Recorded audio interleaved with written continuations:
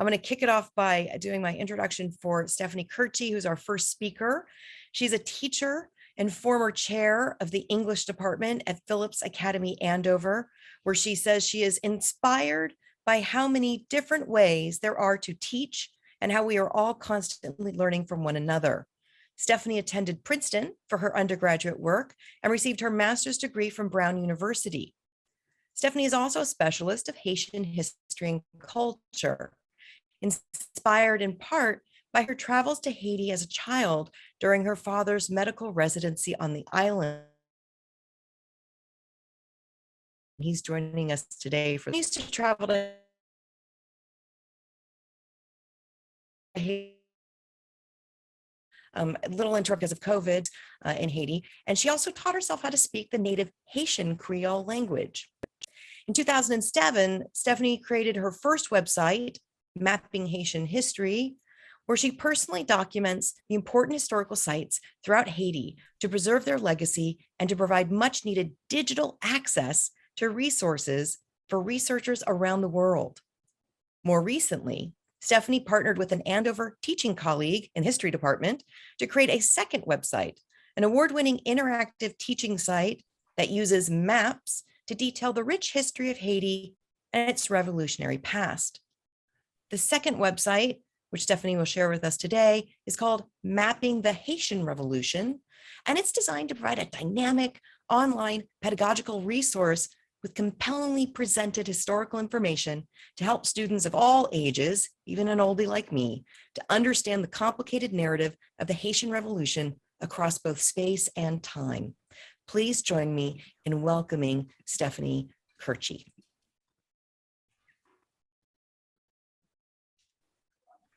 Thank you so much, Courtney, and putting on my new reading glasses, which you said you're an oldie, but I've just graduated to reading glasses, so that's very exciting for me. Can everyone hear me? Courtney's laughing, so I think so. I'm going to try to do the share screen function, which takes a second. Last year during COVID, I did a lot of teaching on Zoom, but now we're back in person on campus. And I'm actually in my classroom here at Andover with one of the few chalkboards, chalkboards we actually have left. But so I'm a little out of practice with Zoom, but I hope this will work. I think I've got it. And yes, you're seeing my set of tabs. All right. And hopefully someone will let me know if I end up showing something that I'm not talking about. You're good. All righty, great, thank you. Thank you so much to the California Map Society for offering this time to share a bit of Haitian history and my Haitian mapping project. And I'll share the first one at the very end just to give you a sense of that as well. I'm obsessed with Haiti and it's always the thing that I'm most excited to talk to people about. Alrighty. Haiti usually comes into the US news cycle with a sad or tragic event, almost always without context or backstory. This elision of historical context does us in Haiti a grave disservice. I think trying to understand Haitian history can help us understand almost anything in this hemisphere's history, from Native American genocide to African enslavement, to colonialism, imperialism, Cold War politics, and the winners and losers of globalization. My two projects are small interventions in recording and sharing Haiti's beauty and rich cultural history. I will start off with a bit of my own backstory first, because I always make sure that students know who they're reading and what it's about. And then I'll get on to the projects. I've been visiting Haiti since I was a child. My dad, who's also on this Zoom call, is a pediatric surgeon who worked in Haiti for 6 months as part of his Yale surgical residency in 1969. He's been going back to Haiti ever since, although more recently he's been doing a lot of work in East Africa and Tanzania and Rwanda. I worked in Haiti in the mid-90s when I was in college, and later I wrote my master's in literature on the Haitian Revolution and American writing pre-Civil War. I give you that with also as a caveat. I'm not Haitian and I'm not a historian. Before I had children, I would visit Haiti 1 to 3 times a year. And my most recent project grew out of an interdisciplinary course that my colleague, Dr. Chris Jones, a historian who specializes in the Civil War, He and I teach a class on the history and literature of the Haitian Revolution. Now, I always want to make sure that people know about the Haitian Revolution, so I'm going to give some context. And some of this may be new information for you all, and some of it I may be retreading old materials. Actually, I'm going to stop my share for the moment because I'm not showing you anything, so you should just see my face, I guess. So let me give you some context on the Haitian Revolution. At the start of the revolution, 230 years ago, in 1791, Saint-Domingue, which was the colonial name of Haiti in the western third of the island of Hispaniola, was arguably the most prized and lucrative piece of property on earth. It produced over half of the world's coffee, and it was the largest sugar producer in the world. The size of Maryland, it would eventually be fought over by French, Spanish, and British forces until gaining independence from France on January 1st, 1804.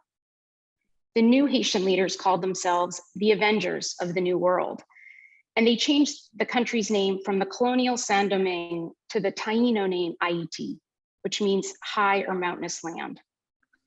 The Haitian Revolution was the only truly successful slave revolt and made Haiti the second nation in the Americas. More importantly, it was arguably the first modern nation, the fullest flourishing of human rights to date.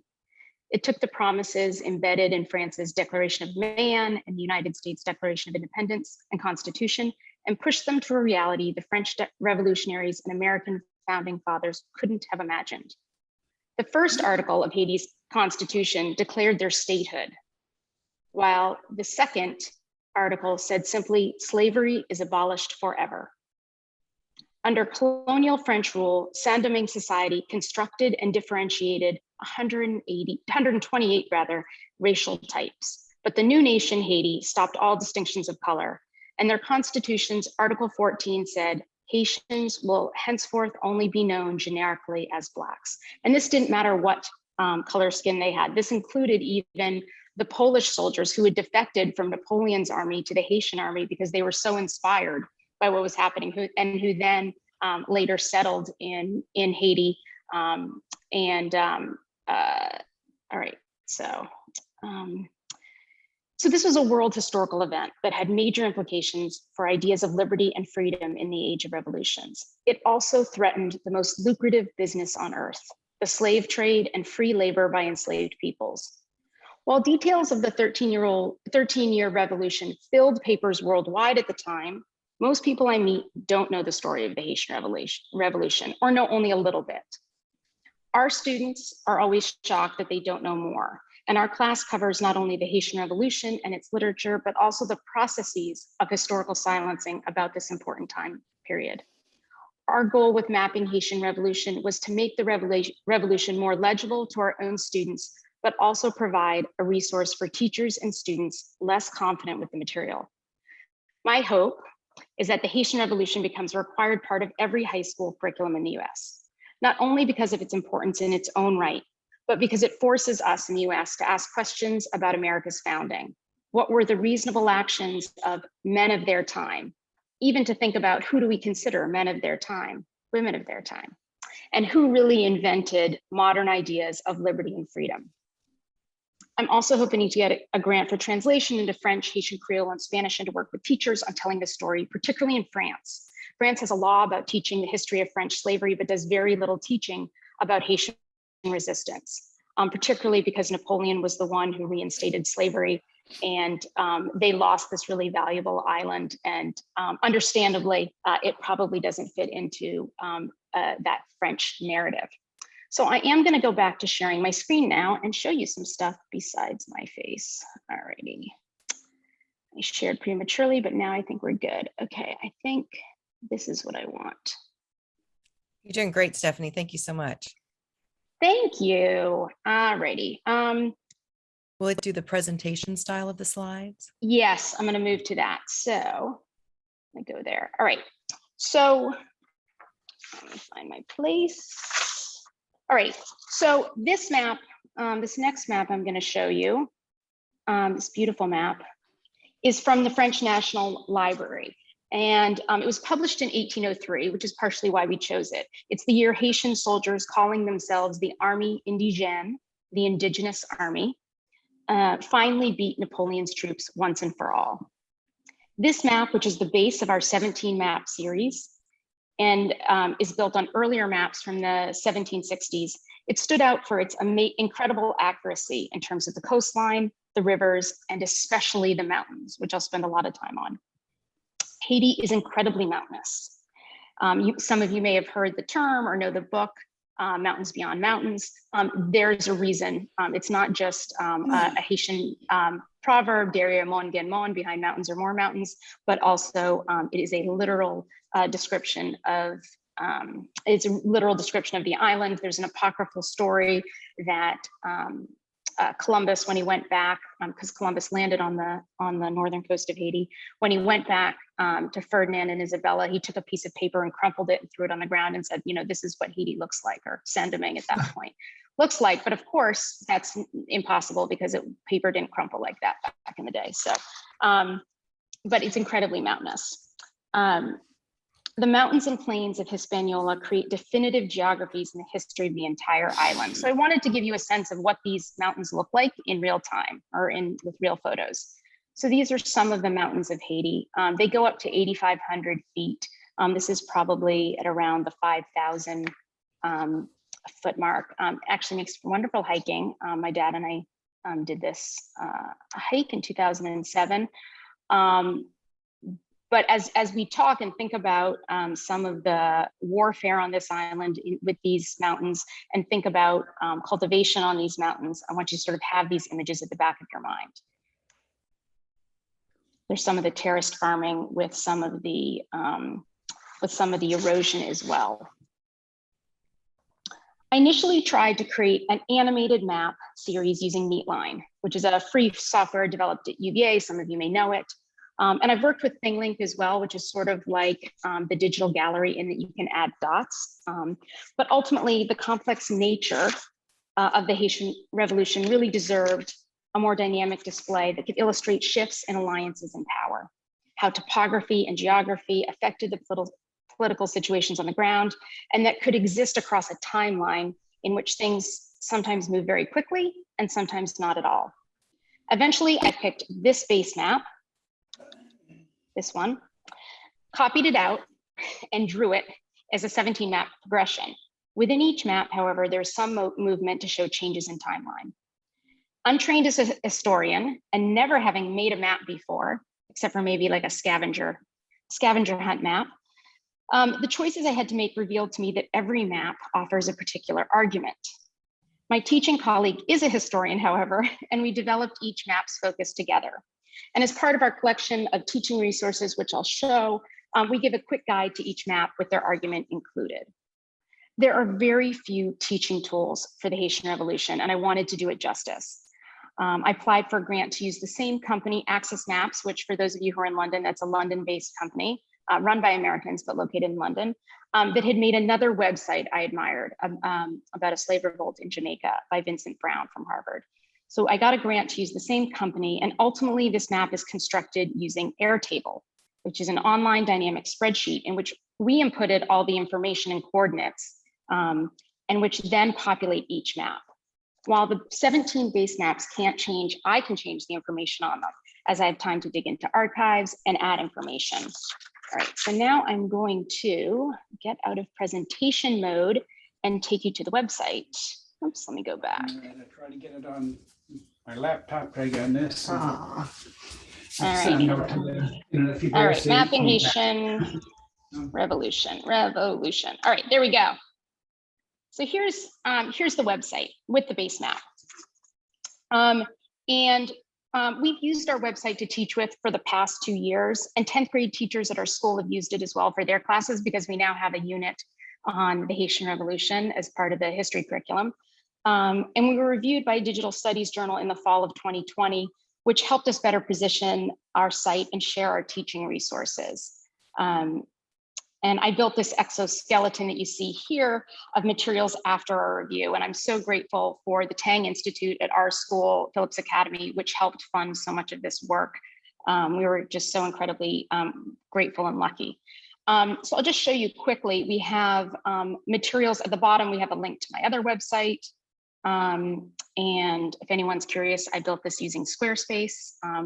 They're the ones who made it look pretty, Squarespace, but I built it. We have resources and we're excited, but really what we're interested in is using the map.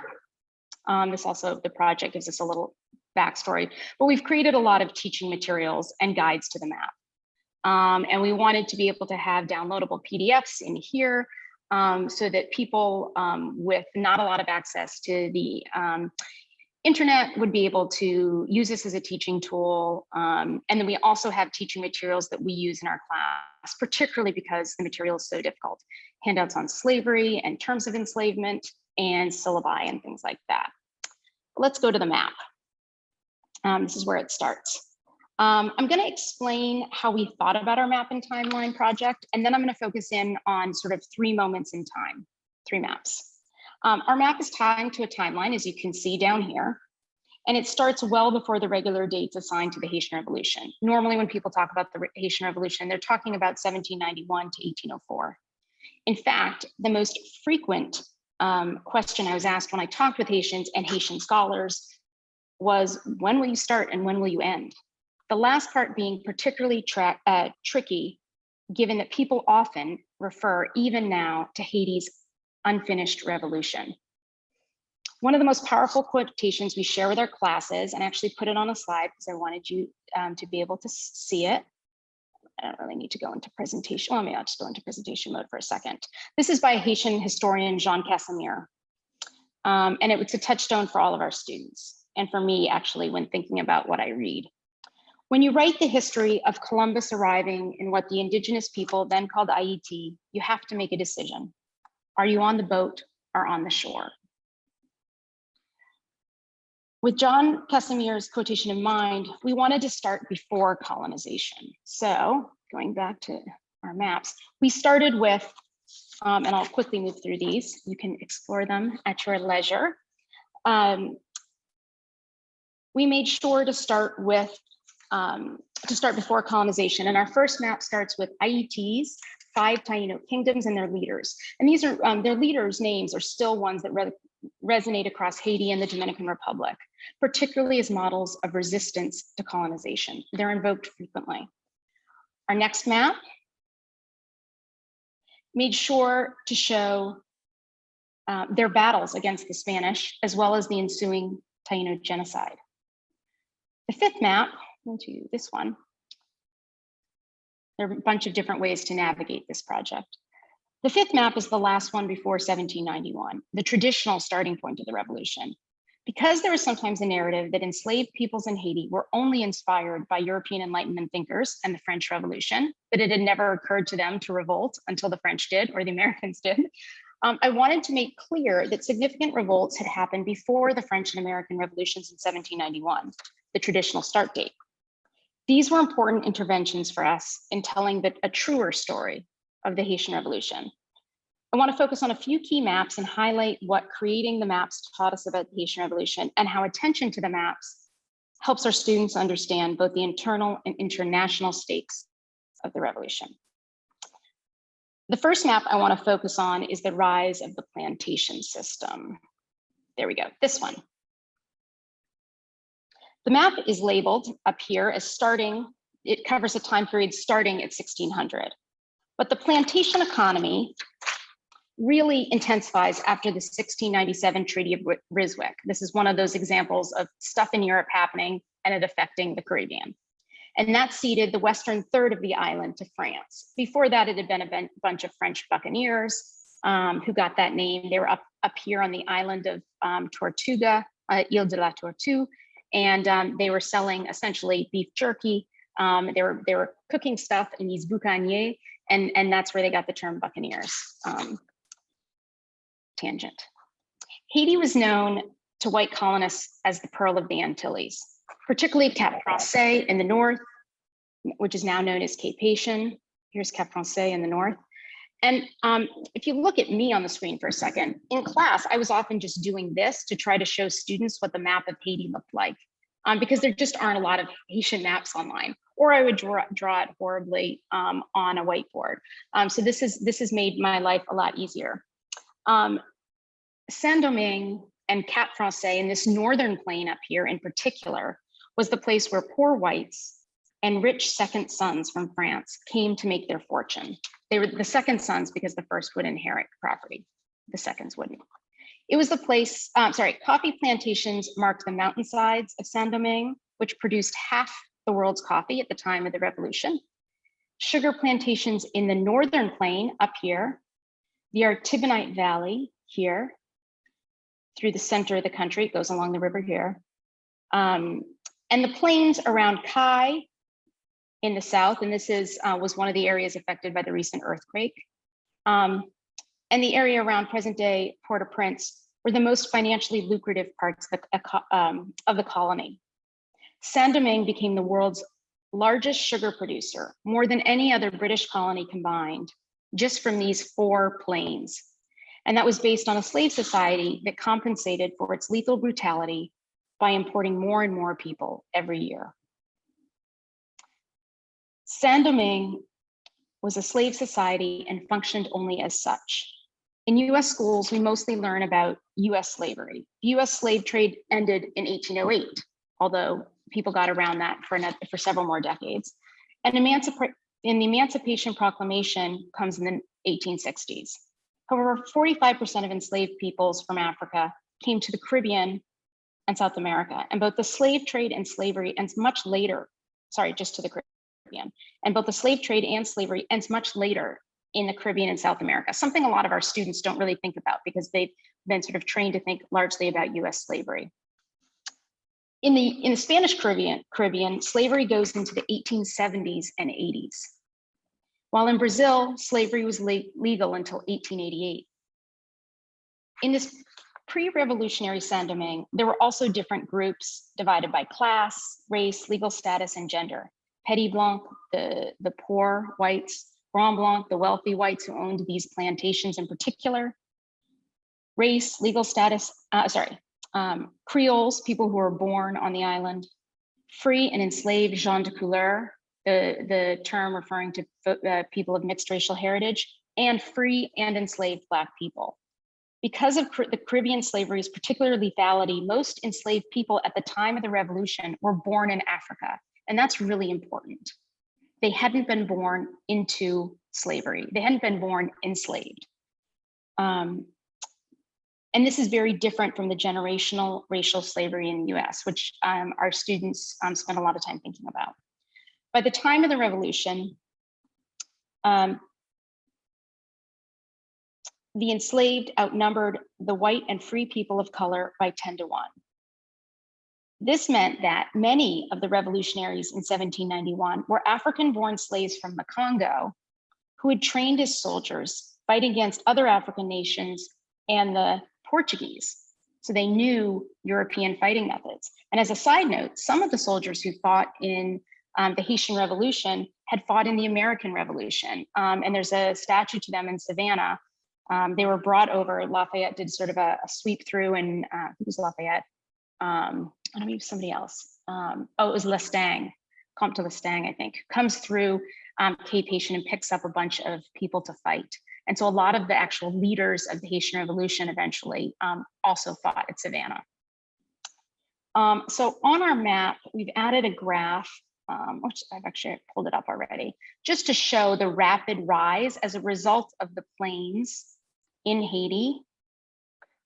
In 1687, we have 4,000 whites. It only goes up as far as 30,000. But the enslaved Black and multiracial population goes from 3,000 to 500,000 incredibly quickly. And the difference between 1779 and 1789 is something we spend a lot of time thinking about. The map's topography here, there we go. The map's topography highlights the crop division of the island. Actually, I'll go in again, just so you can see a little better.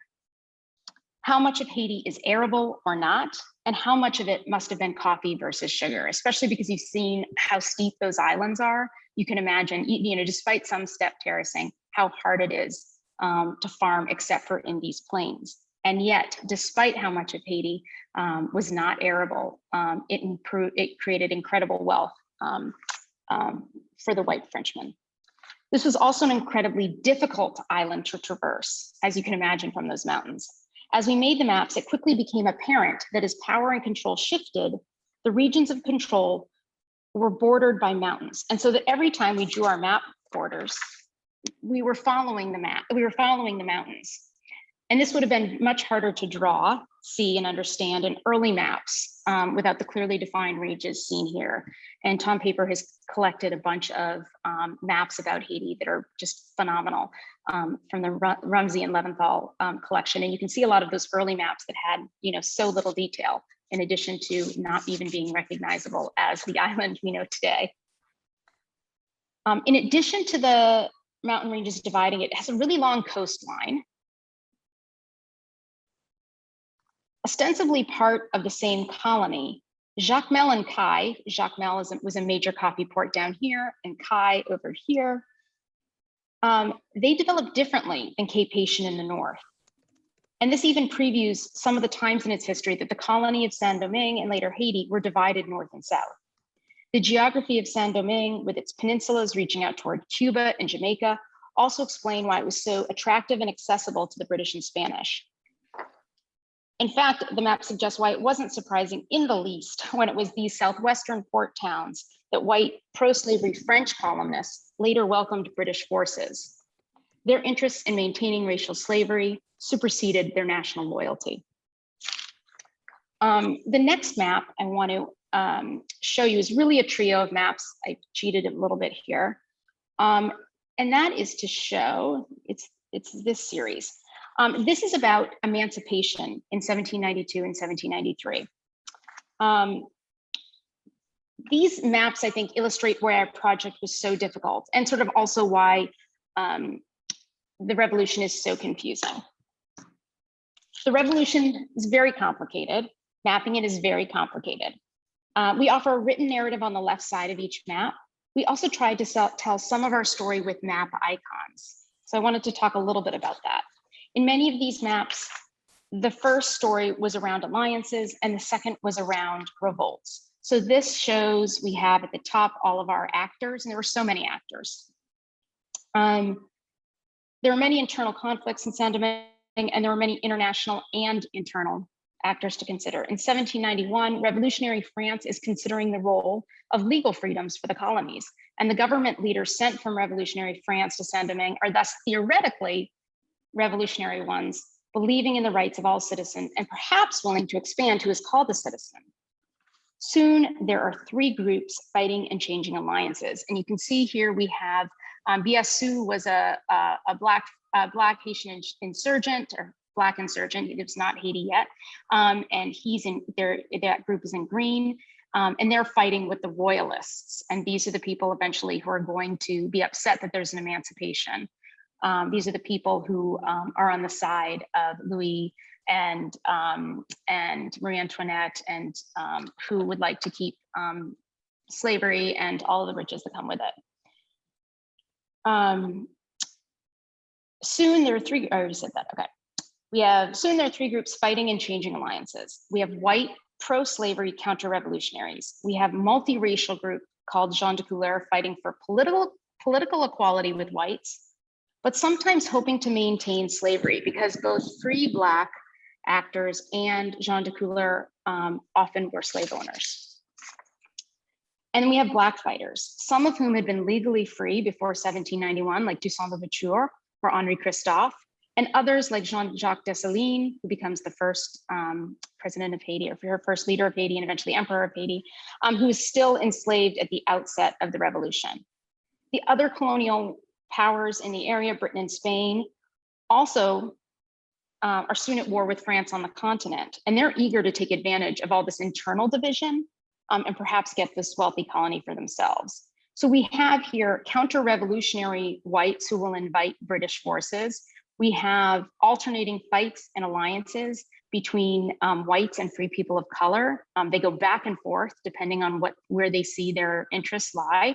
And then we have this back and forth between French people, both revolutionary French people, white revolutionary French people and royalist French people. A lot of the stuff that's playing out on the continent is also playing out in the colonies.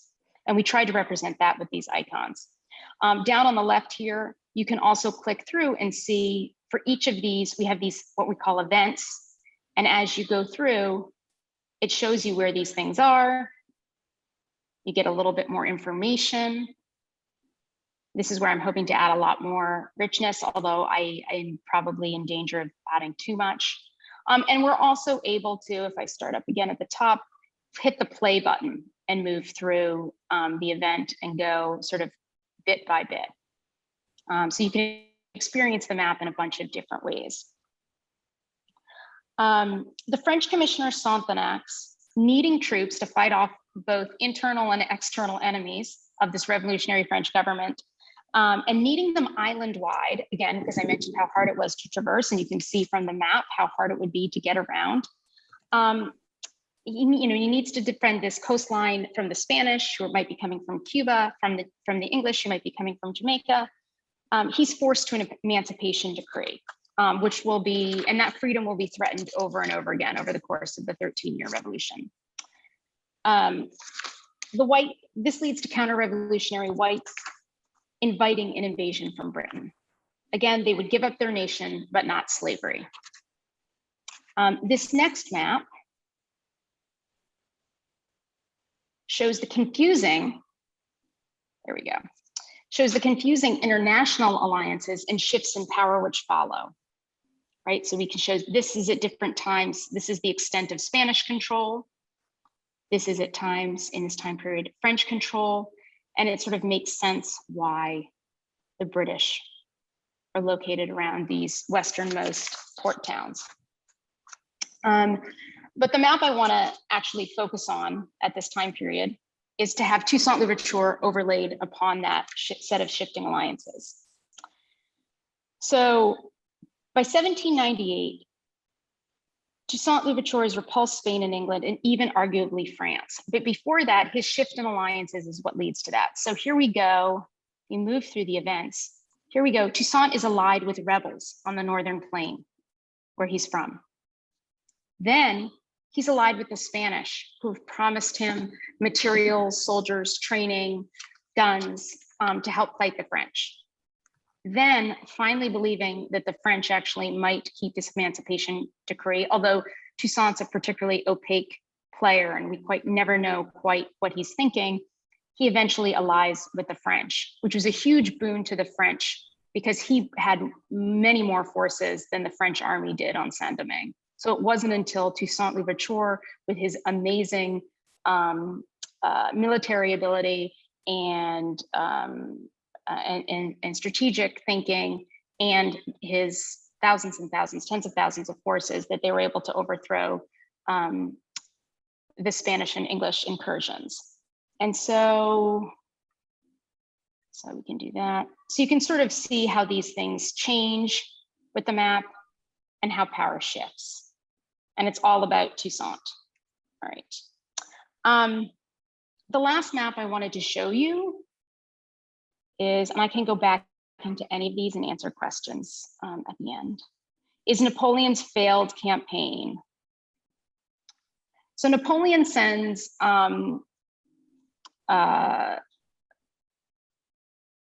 just tens of thousands of soldiers in 1802 over to France. At this point, Toussaint Louverture has become the highest ranking black soldier in the French army. He's eventually the most powerful man in Saint-Domingue. He's the commander-in-chief and governor of the entire island, including what is now Dominican Republic. And this does not make Napoleon happy when he comes to power soon after. He's particularly upset at what he perceives to be the economic losses due to the end of slavery. So Napoleon felt like Toussaint had essentially made it an independent colony, and he was hoping to reassert French power and reinstitute slavery in Haiti and other French colonies. And recently, there was quite a brouhaha in France because there was the celebration of the 200th anniversary of Napoleon's death, I think. And there was a lot of discussion about Napoleon's legacy, particularly because he was the person to reestablish after slavery had been abolished by France in the 1790s. He brings it back in 1802, and it lasts for almost another 50 years. So he wants to reinstitute slavery everywhere else. And when Napoleon's army lands in Saint-Domingue, Toussaint and all of his soldiers are essentially French soldiers, but they are now fighting other French soldiers. So you can imagine how difficult this became to indicate in terms of actors and icons again. So in that struggle, they really returned to the early role of anti-slavery insurgents. So we had to, revisit our iconography. We used the icons, and so we color coded them as such, as Black insurgents again, and we kept the French to show the French National Army, although many times Black and gens de couleur soldiers are fighting for them.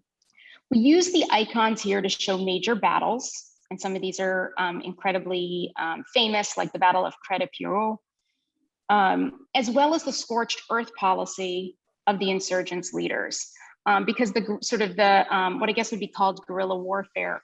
One of the ways the Haitian army won was retreating into these mountains.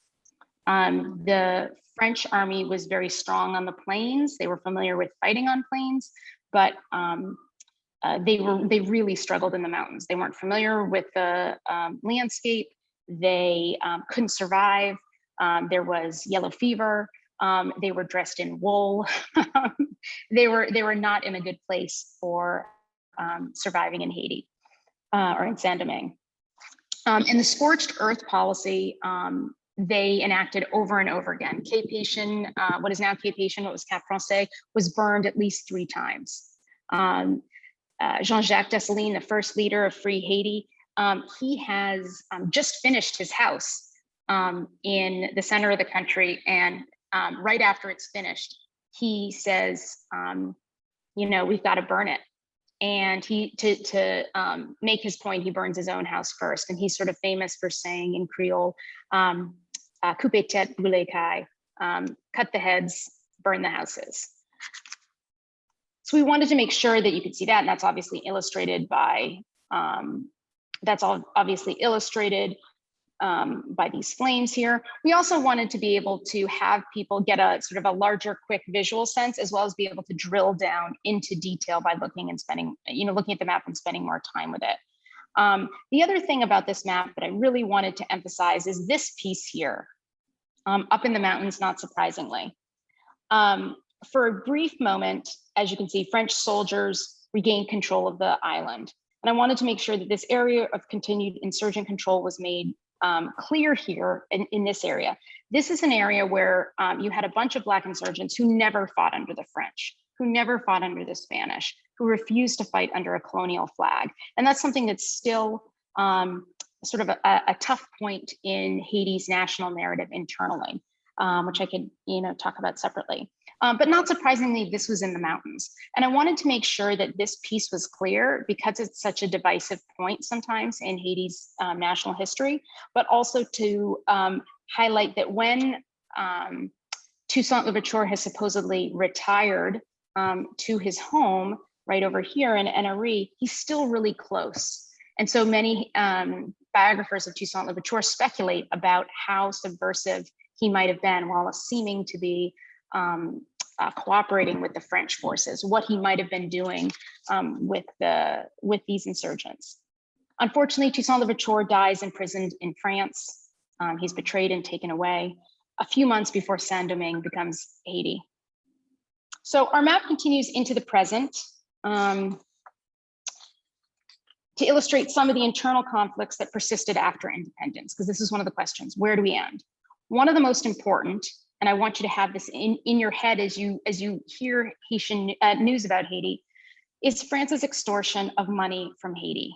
France was Haiti's biggest trading partner after independence, and no nation had recognized its independence initially.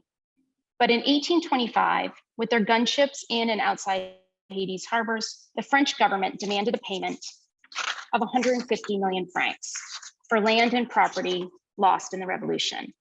It's the only time that I can think of the loser of a war demanding a winner pay for its losses. In exchange, France would recognize Haitian independence, something the US wouldn't do until 1863 after our Emancipation Proclamation. With little money in their national reserves, they just fought a war, Haiti had to take out a loan. And the only banks that would loan the money were French banks at gross interest and other special fees. which were so onerous that they came to be called a double debt. In the rest of the 19th century, when it could have been building roads, hospitals, schools, and other infrastructure, Haiti was the best loan repayer around, which meant it needed to take out more loans, something which became worse under the US occupation of Haiti in the early 20th century and under Papa Doc and Baby Doc, two dictators propped up by the US as part of Cold War calculus and our fear that Haiti would become another Cuba. I add this piece in because Haiti has been much in the news lately. And I want to emphasize that many of these natural disasters are really unnatural. They're the result of poverty, abetted by international maneuvering in which the Haitian people's wishes are almost never taken into account. People more expert than me have written extensively on this recently, and I hope to move beyond a time when people commiserate with me about Haiti not catching a break or being unlucky or calling the unnaturally deadly results of storms and earthquakes natural disasters. Haitian scholar Gina Ulysse, who's at Wesleyan, has written about Haiti needing new narratives. And so before I leave you, I wanted to show you my other site, Mapping Haitian History.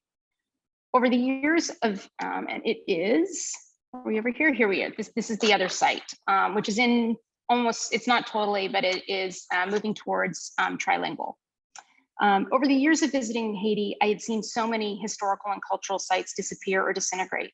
At the same time, I knew it would be entirely possible to become a respected expert on the Haitian Revolution or America's early 20th century occupation of Haiti without seeing the land itself. Academic study is built around accessible materials, and online academic archives, more highly resourced in colonial metropoles like London or Paris, are increasingly the way into graduate work, as site-specific visits and colonial library research is expensive and time-consuming.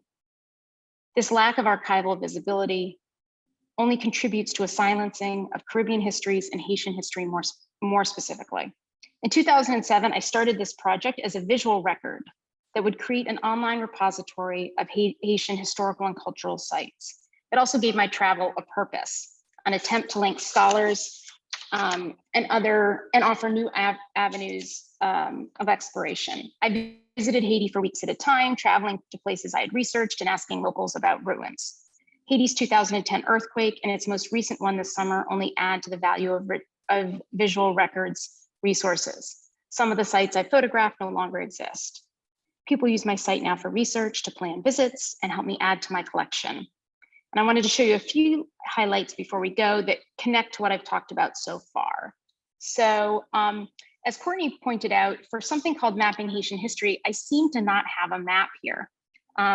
So that's something for me to think about. But I have organized it by département, which is how Haiti is organized into 9 départements. And so, here, for instance, this building was largely destroyed in the earthquake of 2010. This church largely destroyed, or is just in ruins now, from 2010. But it's all organized into region. I've also organized it, whoops, that's not it, into type. And I'm particularly interested in forts and Haitian, there we go. The National Endowment for the Humanities has just given a grant to the Digital Library of the Caribbean to work on a forts project, which I'm really excited about because Haiti has amazing forts. And everywhere you go in Haiti, if you come across a fort, and you will just find cannons in your path. If you find a fort on the coastline, you know that it is a European fort. If it's in the mountains, it is a Haitian fort. And Haiti was so worried in between 1804 and 1825 when Boyer negotiated that incredibly painful and expensive deal for French recognition. They built these forts that cover the entire island, with the idea being that you could see from fort to fort with smoke and send messages across the island. So essentially what I did for years was just go up and down forts and visit. Thank you so much, Stephanie. This is absolutely fantastic. I want to give a few minutes because I know some people have some questions. Yes, sorry. I've not lost at all. my time. Yeah, no, and that's about all I have.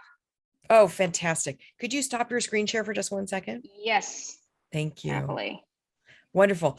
Well, first of all, on behalf of everybody, thank you so much for bringing such an important topic and greater awareness to what's happening in Haiti, so we can understand its past in order to appreciate what's happening now, and perhaps understanding and having more sympathy for the challenges that they are trying to overcome, which are embedded in hundreds of years of colonial history that I think many Americans don't sadly know about very much.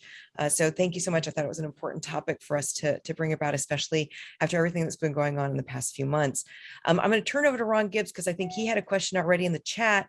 And then if anyone else has a question, I will go to gallery view. You can either raise your hand or unmute yourself after Ron or put it in the chat. All right, Ron, thank you.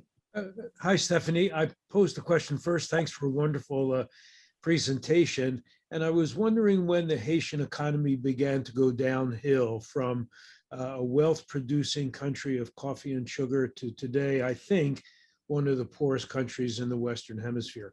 Was that all related to the mid-19th century French deal in recognition of independence? Yes, I mean, it's definitely more complicated than that. It's a great question. I mean, that the poorest country in the Western Hemisphere is a phrase I didn't use, and it's one that Haitians will take to Twitter with a lot of anger every time it gets used. Not that it's not true, but it's usually the first thing that people know about Haiti instead of knowing about the Haitian Revolution. Yes, and again, I'm not an economist or a historian, but the indemnity to France is one of the biggest reasons. And Haiti was so afraid of not being a good debt repayer that I think they were the best debt repayer for all of the 19th century in the Western Hemisphere. They did get back to some of the production wealth in the 19th century, but there was also a lot of the coffee economy and sugar economy changed. Cuba, for instance, which was still a slave economy into the 1870s or 80s, took over much of that sugar production and was able to undersell Haiti. But it also meant a lot of people left the plantations. There was what was called the counter-plantation movement. At the same time, they were unable to invest in the kind of infrastructure, the basic infrastructure that would make any country economically viable. Things like, creating a healthcare system, creating an education system, creating roads. I mean, roads are one of the biggest obstacles to trade in Haiti. For instance, they have the most amazing mangoes. But one of the problems with mango export from Haiti, there is some, but it's limited, is that they get so bruised en route from a mango farm to a port. It's one of the biggest problems. So, there's lots of other reasons for it, including the way exports and imports had happened. Part of that deal with France was also lowering the amount of money that that France had to pay in tariffs when they imported things. Many of the things we've tried to do to help Haiti have hurt it. In the U.S. embargo that Bill Clinton put on Haiti in the 1990s, when they negotiated Aristide's return to Haiti, one of the things that famously happened was a deal where Haiti would cut its tariffs on the import tariffs on rice. Therefore, what you had was Arkansas rice and other southern U.S. subsidized rice went very cheaply to Haiti. Haiti really has an amazing rice economy in the Artibonite Valley, had an amazing rice economy. US rice ended up undercutting Haitian rice, which also was less processed, so it was healthier. It had more of the natural stuff in it. And it also was more biodiverse and therefore had more, it was a bunch of different kinds of rice. Anyway, amazing. US rice Stephanie. Undercut it. Yeah. Yeah. And I know we have one hand up, and I want to make sure we get to Tim before we transition to Andrew. Stephanie, it's so fascinating, and your depth of knowledge is so incredible. It really is shining such an important light on this topic. Tim, I'd like to turn it to you to ask the last question for Stephanie. Well, I have a few and it probably should correspond, but in any case, what I'm fascinated by is the interconnection with this kind of study that's going now transatlantic, as you know, because there's been a digital discovery of the slave trade, as it were. And then now people studying from all sides of the Atlantic and all islands in the Caribbean, the digital resources that are just becoming placed online so that we can all have access to them. So I'll send you a few links to these things, but basically we've started to, this is why we won't go back to a pre-COVID moment in the sense in teaching, because as you've already demonstrated here for Andover, we're now doing this throughout the Ivy League and across to Oxford at this point. We're trying to engage the École Pratique des Hautes Études in Paris for the same thing, and then extension to Portugal and Spain, because they have the archives, not all of them digitized, but that we could all share now in digitized space. In other words, there's no technical barrier to sharing documents in Zoomified formats, as you very clearly demonstrated. And we're doing it now with a thing called the Africa Map Circle as well. So thank you so much. Very inspiring and great job so far. I've got a lot of technical questions. I used to teach at Andover briefly as well, and I'll get in touch. It's always 6 degrees of Andover, but yes, there's a lot of really cool digital projects out there. And if anyone's curious about any of them, I'm happy to correspond and share with you some of the ones I know about in your different areas of interest. The digital humanities world is exploding. It is, yeah. Thank you again so much, Stephanie, and thank you for your comments, Tim. I'm grateful to know that there's so many people working on this and sharing this important information to everybody. It ought to be said as well that Tom Paper is a linchpin in a lot of this, because he developed some of the platforms upon which we could envisage what's possible. So absolutely. Thanks for Thank you, Tim. All right. So thank you so much, Stephanie. That was absolutely wonderful.